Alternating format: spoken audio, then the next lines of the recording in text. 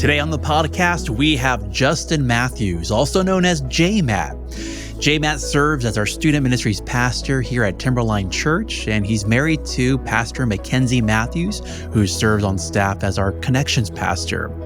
Now, in this conversation, we explore a little bit about J-Matt's formative years, also his journey to becoming a pastor, and we take some time to learn about becoming a girl dad and how that has changed the way he views life. Here is our conversation with Justin Matthews. You're listening to the Let Love Live podcast, where we have conversations about how God meets and transforms us, and how we then let love live in our everyday lives. I'm Felix Ariano. Friends, welcome to the Let Love Live podcast. I'm Felix, and with me is our friend, Justin Matthews, also known as J-Matt. Yep. Hey, grateful to have you in the studio today. Right off the bat, I need to know, for those who do not know, the one we call the J-Matt, who is Justin Matthews in 3 words? Oh, man. In 3 words, that's tough because I'm not a man of few words. I talk too much. I am fun. I'm relational, and I'm married. Those are the 3 words that you get from me. Now, what would middle schoolers say? They would say crazy stuff for sure. They would for sure say that I'm fun. I don't think middle schoolers say the word relational. They'd probably say I'm a party and that I am friendly. I bet that's what they'd say. I should have asked them, but you didn't tell me these questions before. No, here, it's a surprise. So I should have asked them. But here we are. All right. So what's a weird or wonderful thing your students know about you that most adults do not know? Oh, man. I'm a great dancer. Most students know that. I will choose fun over any type of thing that is less fun. I will choose the most fun option, basically 100% of the time. Maybe adults know that. They might. They actually probably do know that. Well, take us back. We know you are the student ministries pastor here. And before we get into that, love to kind of rewind a little bit and tell us about where you grew up and some childhood memories of yours. Yeah. I grew up in a suburb of Knoxville, Tennessee, called Powell. That's how we named our son. I did not know that. You didn't? No. Yeah, I'm from Powell, Tennessee. And so it's North Knoxville. And so I'm from Powell, Tennessee. I lived there until I graduated from college, went to the University of Tennessee, and then I immediately moved here, and then I ran a coffee shop in Old Town for a few years, and then Kenzie and I got married. We got married down at Everyday Joe's, which is now the Neighbor. We got married down there, and yeah, that's how I really got here. Me and Mackenzie, we took a job in California right after we got married, doing ministry out there. And yeah, I've been doing ministry forever. And so that's kind of how I got here. That's cool. So we know forever. How long here at Timberline Church? I've been here at Timberline for like 11 years, maybe a little bit under 11 years. Okay. So I've been here for a little while. When did you know that you wanted to be a student ministries pastor? Did you have a light bulb moment, or was that more like a slow burn? Yeah. So my whole life, I always said that I didn't ever want to be on staff anywhere. I never wanted to do ministry and be paid for it. But I knew I always wanted to be a part of ministry in some way. And so I led in Knoxville, Tennessee at a school called Carnes High School forever. I led there for 5 years when I was in college, and then came out here to Fort Collins, and then I led here at Poudre High School for a long time at Poudre High School, and then Huntington Beach High School in in Huntington Beach, California. And then I came back here, and I remember when Bob Seal, the one and only, asked me if I'd ever be interested in coming on staff and being the student ministry pastor here. I remember I immediately just told him no.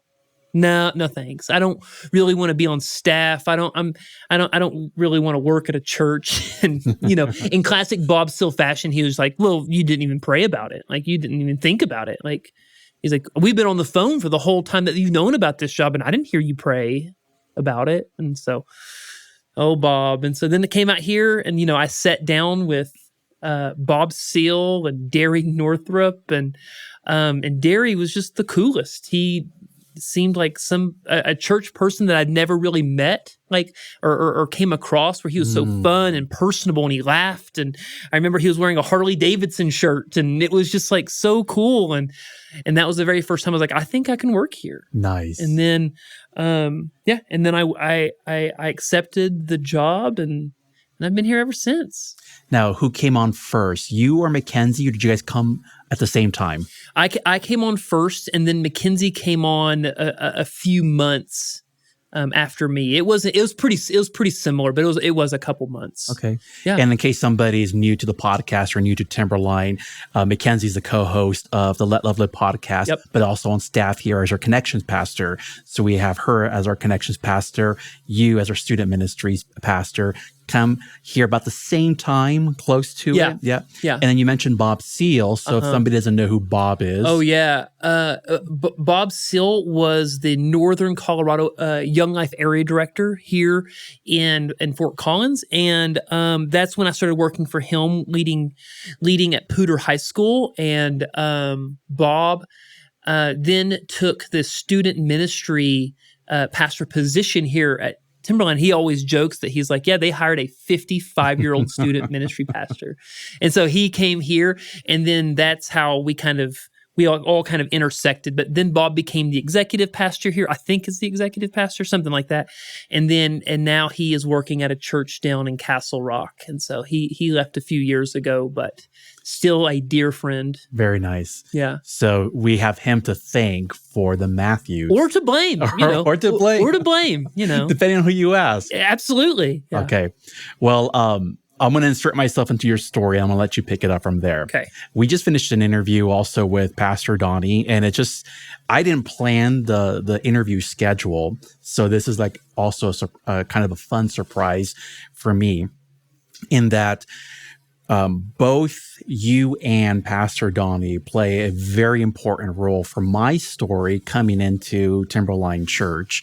So how funny that I got to interview Pastor Donnie, and now I'm right after him. I'm interviewing you. So I don't know how these are going to be released, but for me, they're back to back, and it's just so the irony of the two people who played a very important role in my healing journey of coming to Timberline Church. So I remember when I met you. So I'm here for an event hosted by Timberline Church. It's not a Timberline Church event. Right. It was, nobody would have known, but it was a really rough season. I would say a dark season. I was leaving ministry, wasn't sure what the future held for me. I wasn't interested in doing ministry again, but a core value of mine is serving. So I knew wherever I go, I'm going to serve, but didn't know what that was going to look like.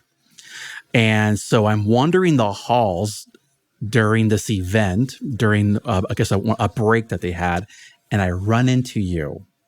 And you happen to be wearing a shirt that pointed to an area that we both know, Northern California. And that was a conversation. Yep. It just, boom, got into a conversation, which looking back is like, okay, that is J-Matt, like the master of just a quick conversation out of nowhere. Next thing I know is you're taking your lunch and you have me in the student center. So you allowed a stranger that you just started a conversation with to go into the student center and have lunch. So you're having your lunch and we're just talking about I guess I had questions like ministry. What's your experience in ministry? But what was surprising to me was first when I learned that you were a pastor on staff. And I thought to myself, this is a compliment. Oh, dear. I thought to myself, This guy, it does not fit into the box of what a pastor, what a typical pastor is like. And there was something refreshing about that. Good. Like, I want to know more about this guy and this church that allowed you to be who you are and work with middle school students. Yeah. And that conversation, of course, I held the cards close to me because I'm in the middle of the season, but I remember thinking, this feels very healing. Just your presence, your character, your love for ministry, the way that you got to do ministry, everything felt good and felt healing. And then something left my mouth, which I don't know why I said it then, but I remember thinking, I made a comment to, if I lived here or if I attended this church, I would love to volunteer for you. And we exchanged phone numbers. Yeah. And I go back to like the Denver metro area and I tell my wife, hey, what do you think of this? This is not me. This is not my personality type. And I had this crazy idea and I asked my wife, what do you think if we sell our house, move to Fort Collins, I'll get a job and I'll volunteer at Timberline Church. And before I could finish the sentence, my wife is like, I was praying that you would say that. So God was already working in her heart. And once we got to Fort Collins, which I believe would have been about July, I texted you and said, hey, I'm in town. I'm ready to volunteer. Yeah, baby. And I got to volunteer for a good solid year in TSM. And fast forward, here we are. Yeah. And so first, thank you for being the kind of person that you are. And I know you always you tease yourself, but people have found that to be healing. You don't fit in a box, and we love you for that. Oh, thanks, buddy. I want to know what shaped you. You're not the average kind of pastor. What shaped you to become the kind of pastor we have today? Man, I don't know. I mean, you could ask the same question of, hey, why do you love pizza? And I'd say, I don't know. I just do. And I truly believe that I am a good leader because I had a good leader. I saw ministry in the best form of it. I saw healthy ministry. I saw adults that truly loved students, like truly loved them. And they didn't just do like a Sunday morning or a Wednesday night. They showed up to my games. I had a leader be like, hey, I heard you're pitching tonight. I'm going to come. Things like that. And it changed everything for me. And it changed the way I thought about ministry. I always thought like if it's to do ministry, you just have to be kind of like a chaperone at the church. And I saw the opposite of that. I saw an adult that I thought was way cooler than me that wanted to be my friend, and I didn't understand why. And I feel like the reason I am who I am is because I had incredible people who shaped me into who I am. And I also think about when I first got here. I was hired to do middle school and high school. And when I got here, I remember thinking to myself, middle school will be what I do, high school will be what I love. And then about 6 months in, I started praying, like really praying for a heart to be for middle school students, and things changed. Started learning about students and what they were going through, and I started showing up in their life, and it changed everything about me. And then it got to a point in my life where I was like, I just want to do middle school. I just want to. It's the ministry that if you did a poll, like no one wants to do it. It's like the one that no one wants to do. And I remember being like, I don't get that. I think middle school kids are hilarious, and I think they're great.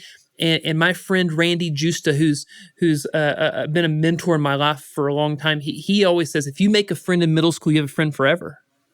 And it's true. Like I've now done weddings of kids that were in my small group in the 6th grade, and it's because we're friends forever. And so, so to answer your question, I don't know.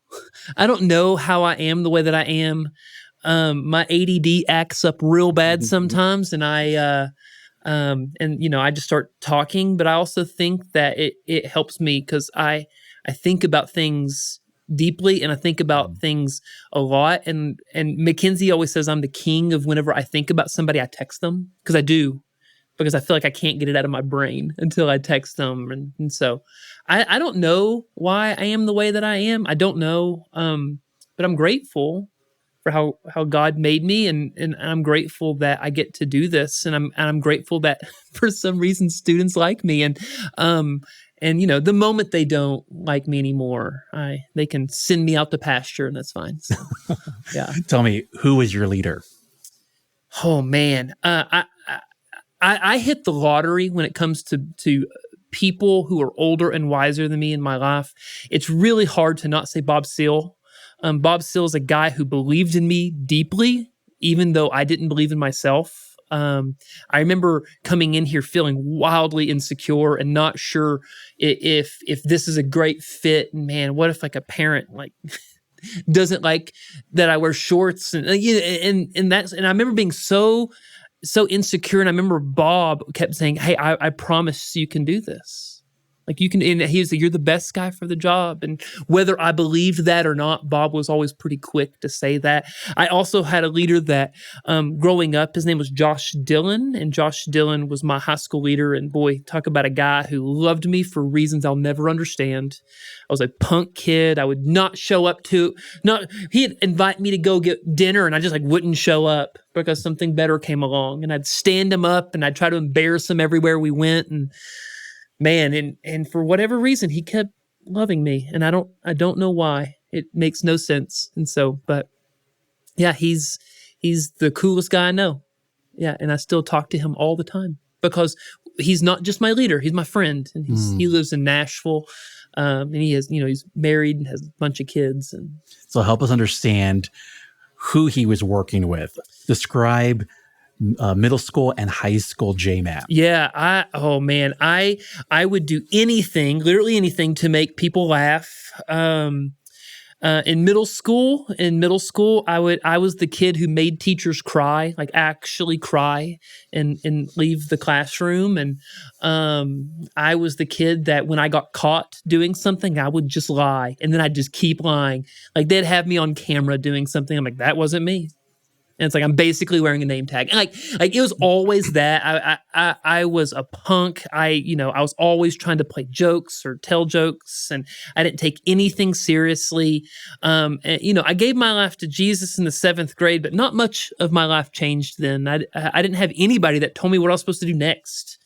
And I was like, I just thought that when someone says, "Hey, are you a Christian?" I was like, "Oh, wait, yeah, I am now. I'm a Christian." And that's really about the whole story of my relationship with Jesus at the time. And then in high school, I became a bully. I'd make fun of people, and I told stupid jokes, and I played pranks on people. I did dumb things. I mean, just always. I felt like I was always doing dumb things. I got kicked out of class almost every day. My mom was on the speed dial of every single teacher that I've ever had. And I'd literally enter a class in high school, and a teacher would say, "Justin Matthews," the very first day, I'd say, "Here," and he'd be like, "Hey, I've already talked to your mom. I'm not going to deal with you this semester. You're not going to," and like and that was every single class for me. And so, I was always a punk. I was always the kid, making noises, throwing pins and stuff like that. And I got kicked out of like every class. I'd get suspended from school for just doing dumb things, I was never the kid that was like in the party lifestyle, the drinking and the drugs. That was never my thing. That was never something I was interested in, but I was always the kid that was just a jerk. If I didn't, I would just choose to not study for stuff. And I would always tell teachers, "I'll just take my F like a man." That's what I'd always say. And I failed basically every class. And, it's a miracle.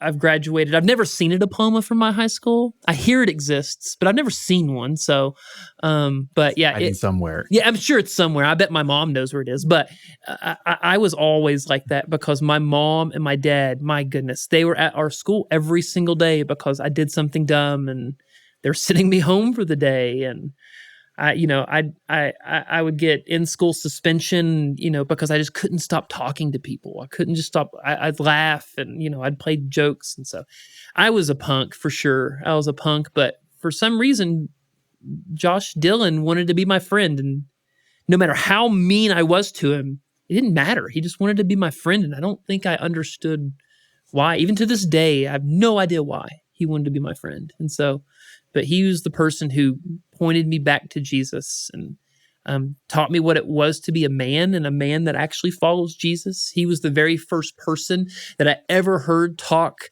about the way we're supposed to treat girls and how we're supposed to talk about girls, even when they're not in the room. Very first time I ever heard anything like that. And I remember the way that he spoke about his friends that were girls was very different than the way that I talked about girls. And it was, it changed my life. And, Wow. And I met with him, like almost like every single week. And he would dare me to read some chapter of the Bible. And he'd be like, and we're going to talk about it. And then if I didn't read it, he'd be like, well, what a waste. We'll read it right now then. And he was just the coolest. Such a good dude. I tell people I wouldn't follow Jesus today if I didn't have Josh Dillon in my life. Wow. So Josh Dillon was really patient with you with this wild, energetic J-Man. Yeah. How has that shaped how you view students and how you do ministry today? Yeah, I do feel like I have a lot of patience for wild students because I was there. Yeah. I remember it vividly. I remember being the kid going to youth group and being sent home in the middle of it. I remember that. I remember them calling my mom being like, we can't deal with them tonight. And I'm just like, they're right. like I get it. I remember that. And so I feel like I have wild patience for students. I remember there was a student that was in my small group, and then whenever he went to high school, his family moved away. They moved away, and I remember him calling me, and he's just like, we're just catching up. And I said, well, hey, dog, like, tell me about faith. Tell me what church you're going to. And he's like, well, I've been kicked out of like every youth group I've tried. And I was like, why? And he's like, they just don't think anything I do is funny. And I thought he was hilarious. And so I do feel like I have just wild patience for students that I truly believe are like me. I think things that are funny are funny. I can't help it. And I want students to feel like they have a place here where they can truly be themselves. I don't care if they're polished and walking in here and having all the answers. I don't care if they use bad language in front of me. I don't expect middle school students who don't follow Jesus to act like they do. I don't. And so I want students to come in here how they are, and then we let Jesus radically change their life. And so, And so I feel like I have wild patience for kids who are just like me. That's beautiful.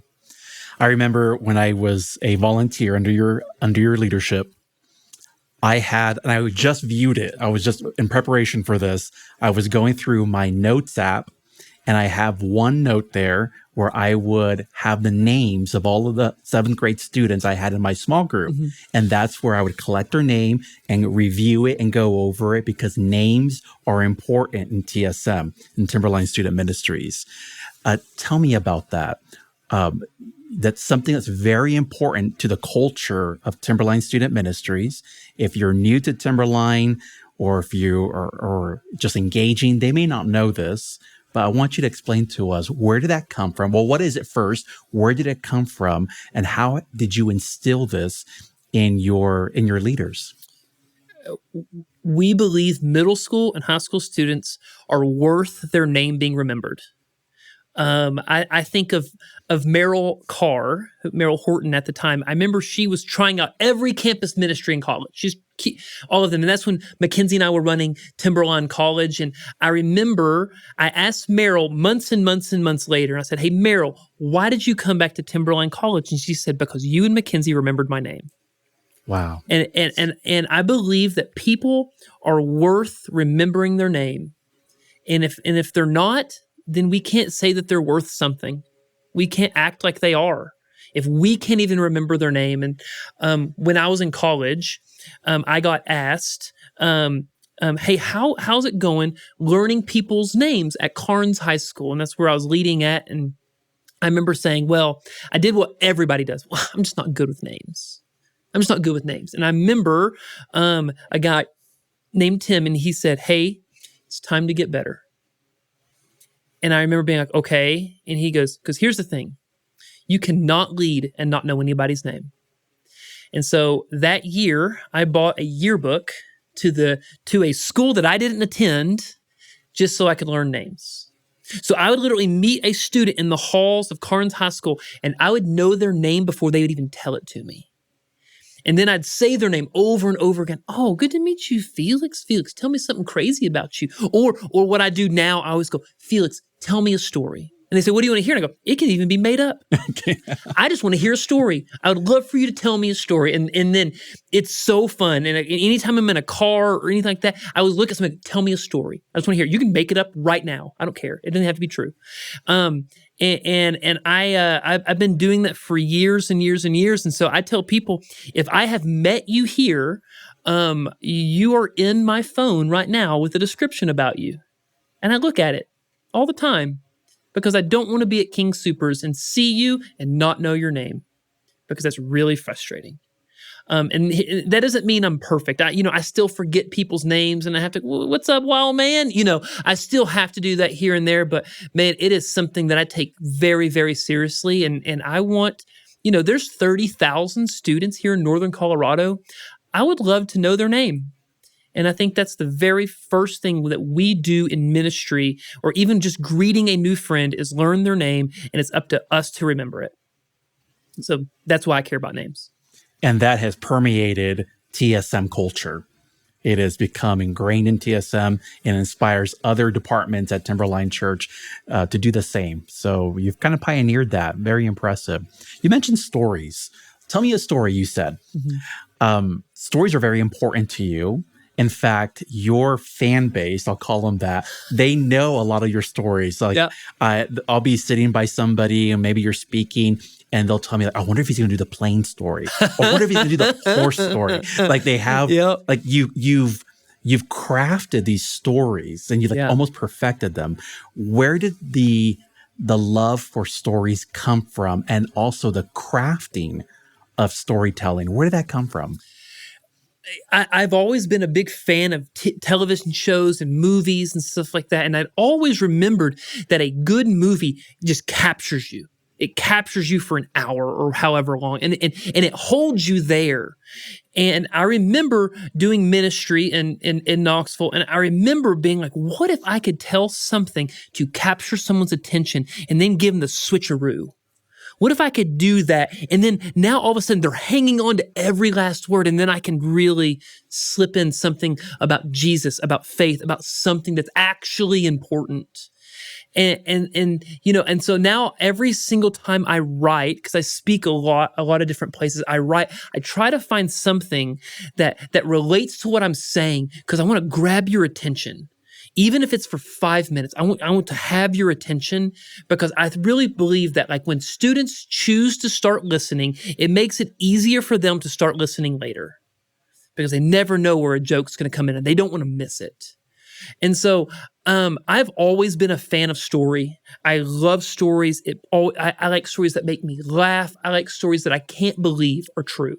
Like I love stories, and I think if we're all honest with ourselves, I think we all love stories. I think we all love to be taken away, and all of a sudden, when you're hearing it, you're like, I feel like I'm there. Like, even when we read in Scripture, some of these stories just capture us. And you're like, man, I feel like I'm there. Like, I think about when Jesus sends the demons into the pigs and they run off the cliff, and that's insane. And I don't think people talk about that enough. And I'm like, man, I would love to just see this herd of pigs just run off a cliff. That'd be wild. And I think about this because they capture me. And I'm just like, I think we all should be telling stories. And I know that Dick Foth always says that if you don't care about my story, you don't care about me. And I believe that. And I believe that we all have a story to tell. So maybe it just takes me asking for it. Felix, tell me a story. I want to hear. And it gives students an opportunity also to be heard. They feel heard, and they feel like what they say someone cares about, especially for middle schoolers, where they feel like they go every single day to school and they feel like no adult cares about what they have to say. And I just want to care about what they have to say. And so that's why I always say, hey, tell me a story. And so, yeah, that's why I think I care about stories. I love telling stories, because we all have stories, and sometimes they need to be shared. What's the most wild story a student has told you? A student? You really open yourself up when you say, hey, tell me a story. I sat down. I sat down with a student named Chloe in the cafe once, and she told me, I kid you not, a 35-minute long story, and I was holding on to every last word. And then at the very end, she's like, yeah, but none of this was true. I just made it up. And it made me laugh like so hard, but I was like I was like, oh, I'm 100% in right now. So a story, I think of a story that Derry told that blew me away. I don't even know if I should share it. He's not here anymore. I'll share it. Go for it. And it was whenever he was talking about going skydiving. Whenever he was in an airplane going skydiving, and he talks about a guy that was like right before him. And this is like back in the day, you didn't have to tandem up. You're just by yourself. You get like an hour-long lesson on how to skydive, and now you're ready to go. You're skydiving. And he tells this story about a guy who's like the guy right in front of him, and it's like a whole line of people, and they're sitting, they scoot over, and they jump out the airplane. They wait a couple seconds, and then all of a sudden, you jump out the airplane. And so Derry says that he's the next one up. He just watched a guy jump out of the airplane. And then all of a sudden, the guy comes back into the airplane. Like, he goes outside, he sees him jump, and then he sees him come back into the airplane. And evidently what happened is whenever he jumped out, he got scared and he grabbed one of the handles on the outside and he just slapped against the side of the plane and then shot back into the airplane. And I remember hearing the story being like, he's back? How did that? And it was just amazing. And I just love things like that make me laugh and laugh and laugh. And it grabbed me. It captured my attention. And so I love things like that. There was a story about another student who was in a cave for like a school field trip. And he's down in the cave and his stomach is really hurting, like really, really, really hurting. And it's like, he's like getting where he can barely walk because his stomach is hurting so bad. And literally like, he's not telling anybody, but the thing is he just had to go to the bathroom. And he was afraid to ask because they're in a cave. And then next thing you know, the paramedics are down in there and they're saying his appendix burst and he's just laying there, but he just has to go to the bathroom. Stories like that I could listen to all day long and just cry laughing. And they're just such fun stories. And I love when students, hey, J-Mac, guess what happened to me yesterday? And I'm like, I can't wait. I can't wait. So that's awesome. I'm so glad that students have a listening ear. What a blessing. So you are a dad to not just Powell that we mentioned earlier, but you're a girl dad now. Oh, man. I want to know, life as a girl dad, what's it been like so far? It's crazy. Before Callie was born, I went on the Girl Dad speaking tour. I went to all the dads that I respect and I love the way that they parent. Like I went to you and I wanted to hear, what's it like being, because you're the Mount Rushmore of girl dads. Like it's all girls in your house. You're the only one. And I went to, Brian Carter and Tyler Williams and Bob Seale. I went to all these people who had girls and I was just like, tell me what I'm in for kind of thing. And I remember when Powell was born, I remember seeing Powell being like, I don't think I could love anything more than this little baby right now. And it was the weirdest feeling where I was just like, I could never love anything like I love this little boy. And then I remember thinking the whole time Mackenzie was in labor, it was just like, I don't know how I could love something more than I love Powell. And then Callie was born. And I'm holding her in my arms, and I just sobbed for an hour because I couldn't believe how much I loved this little girl. I couldn't believe it. And my heart and my prayer for Callie has changed drastically into, I want you to know where your identity is. And I want you to know how special and how valuable and how beautiful you are. And I want her to know this and feel this. And being a girl dad has completely changed the way I pray for my kids. It has completely changed the way I pray for Powell. And I want Powell to be a brother that protects his sister. And I didn't know my heart grew.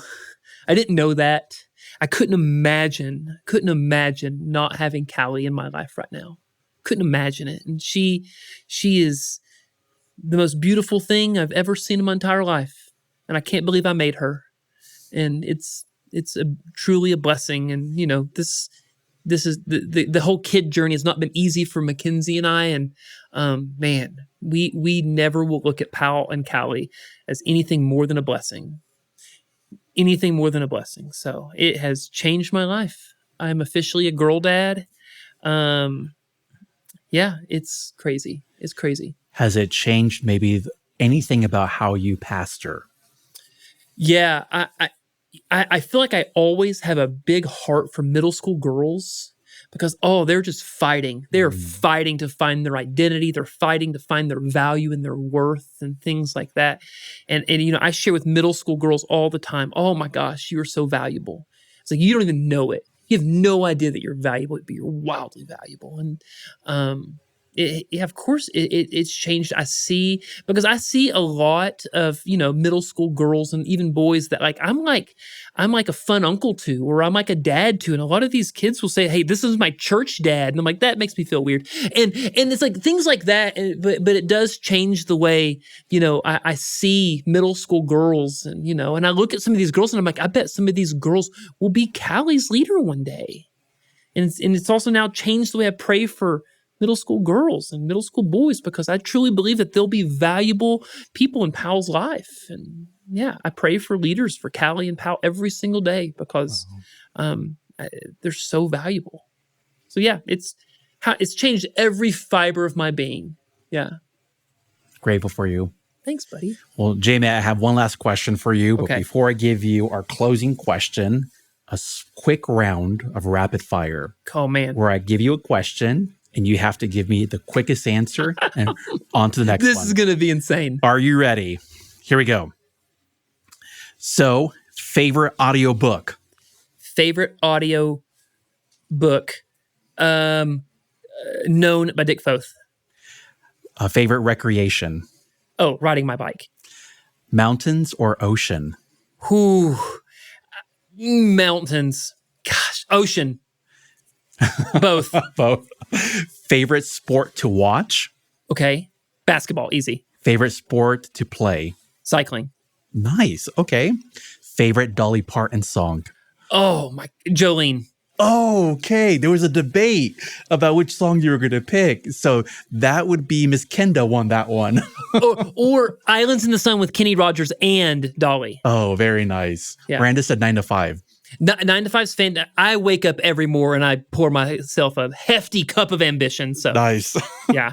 Well, just remember, Kenda won that one. That's amazing. Yeah. So Miss Kenda is our admin in the Timber Kids office. Jolene. Okay, sorry. Favorite communicator to listen to? Whew. Favorite communication. Oh, Felix, Mackenzie, or Brent Cunningham. I feel honored. Coffee or tea? Coffee. A favorite band to listen to? Oh, favorite band. Tom Petty. Okay. Favorite coffee shop besides 1921? It's fantastic. Bendel. Bendel. Okay, that's a good one. Oh, favorite book of the Bible? Jonah. Easy. Oh, I knew that one. Yeah, it's the best story. Jonah's the best story. And then my last one for you is either life message or life verse. Life message. Okay, and what is it? I remember when I took this job, Jeff Lucas said, "Hey, you got this." Right before I was leaving and going back to my office after accepting this new role. And I actually have that written over my door frame in my office. And I look at it often. That's beautiful. So we like to wrap up our podcast with every guest answering this question. What feels hopeful to you? What feels hopeful?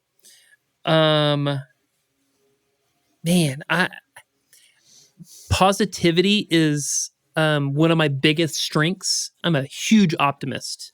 And so I feel like I'm always pretty hopeful. I'm a pretty hopeful guy. I hope students can come and find a place here, and even if it's not here, I hope students, middle school and high school students, can go and be a part of something bigger than themselves. And I hope that they can find the life and love of Jesus wherever they go. Whether it's here, awesome. If it's not here, I'm chilling. Love it. J-Man, it is always a blast to have you. So thank you for spending some time with us in the podcast studio and sharing your time with us. Thanks, buddy. I mean it. One of the best communicators I've ever been a part of. I've been friends with. So thank you, Felix. Absolutely. Every time you have a microphone, I'm all ears. Too kind. Love you, buddy.